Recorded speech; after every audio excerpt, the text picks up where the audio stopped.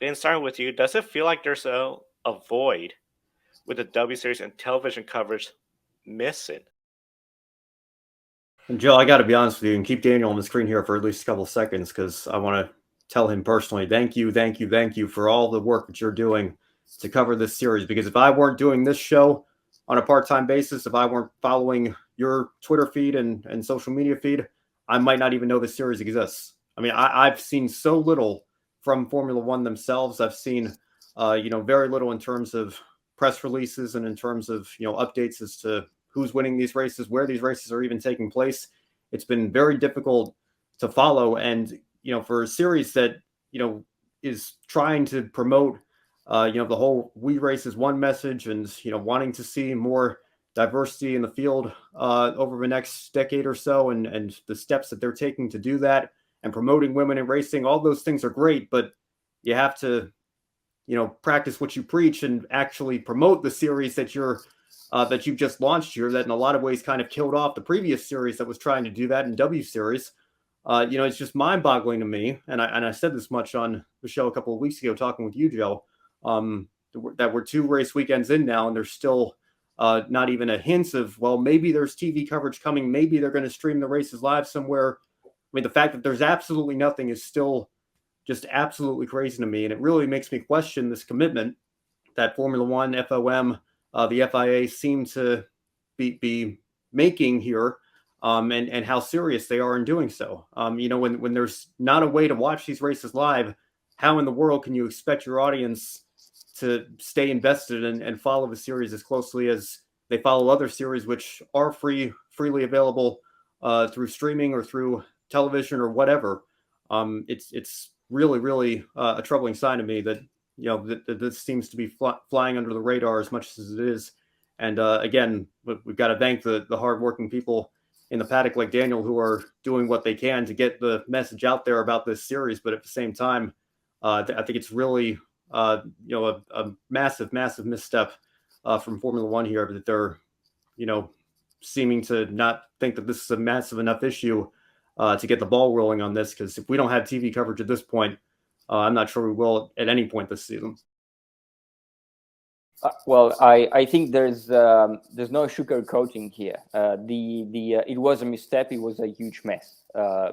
Talking about the TV rights, the TV coverage, because at the beginning of the season, when the first race was approaching, everyone was really looking where can we watch this new championship? Because the hype was big. There was a lot of expectations to actually see these races, and also let me tell you that the fact that there has been some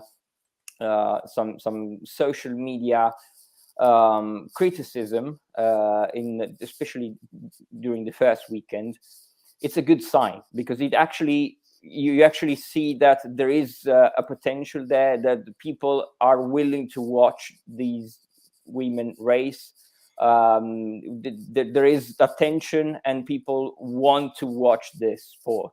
This is important, because if it was the case that nobody cared, that would be much more troubling for F1.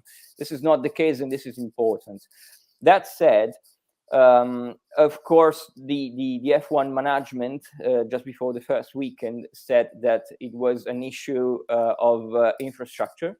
That of course, racing as first year with not together with Formula One, but in separate weekends, it was an issue of infrastructure, that they couldn't fly all the equipment and TV crews to cover the races. That obviously proved to be not the case, not to be right, because of course the races, and I was there for both weekends, are being recorded, because of course they are doing the highlights program that is being released during the week, both on YouTube and on F1 TV.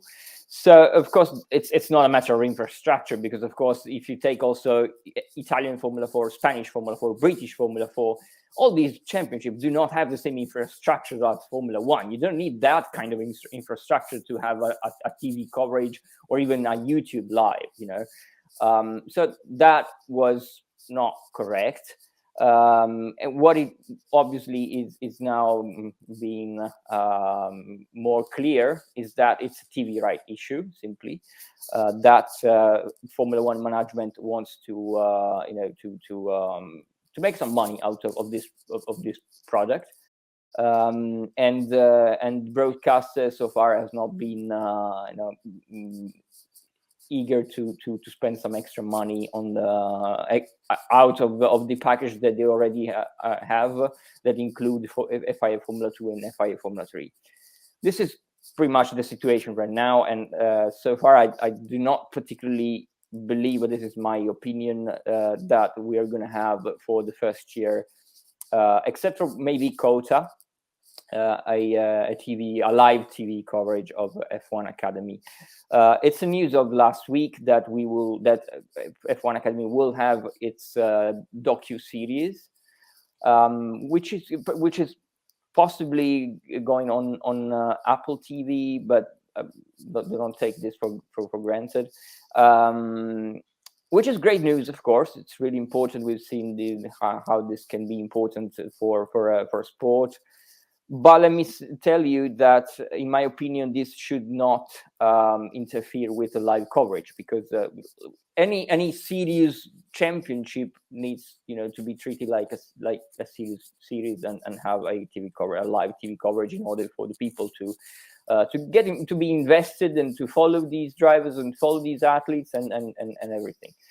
So the big elephant in the room after the first 2 weekends of F1 Academy was that, yes, it was a step backwards compared to W Series on the TV coverage side and on the spectator side, but also, in my opinion, it was a step forward for the development of the drivers, because they have, and I can see this being on track, they have a lot of track time. That is really important. Drivers like Bianca Bustamante, for example, have a lot of track time, and you can see clearly how much she has improved. And now she was at the back last year in W Series, and when I'm talking to her, she tells me that she struggled last year because there was not so much track time in W Series. Also, in F1 Academy, they are doing a pre-event test day. They had 2 testing day of collecting testing after Valencia. They had before the first round. It's a lot of track time, and this is really making the difference career-wise for these drivers that are improving a lot every time they are in the car. But of course, you have to put it together and have the idea. In an ideal world, you would have the track time of F1 Academy with the coverage of W Series. That would be the ideal product.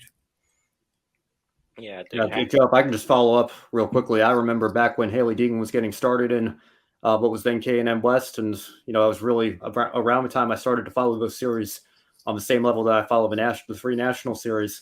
I can tell you firsthand that the group chats that I was in, the friends that I was following these series with, we were frustrated enough that those races weren't live; they were on tape delay, and NBCSN put them in the middle of the week at like 5 p.m. on a Thursday, and they condensed it down to an hour when these races are in reality usually close to an hour 45 minutes or 2 hours. So they cut a lot of the racing out and only really showed some extended highlights. We were frustrated enough that we have that.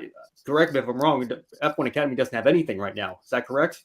Yeah, they have a 15-minute highlights that they released on YouTube on the Wednesday after the race.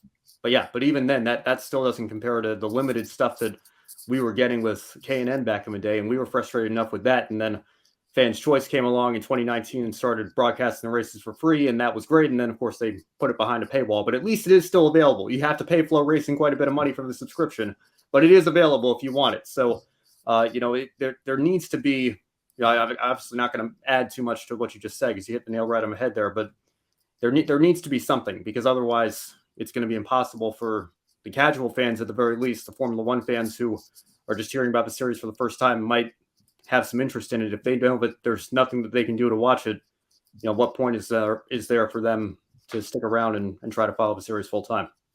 Absolutely, but also not only for fans obviously, but also for the drivers themselves, because W Series was free to enter, and this series, albeit it is still the cheapest Formula 4 racing available, they're still paying 150k euros to enter. So somehow they do have to find sponsors. What are you getting for the sponsors in return? Nothing right now. So this is also something that will have to be looked into in the coming rounds. And if they're releasing short highlight packages on YouTube, somebody's got to be taping these races, right? It's not like they don't have the cameras there and the equipment all ready to go. So it's just it's a complete misstep, 100%.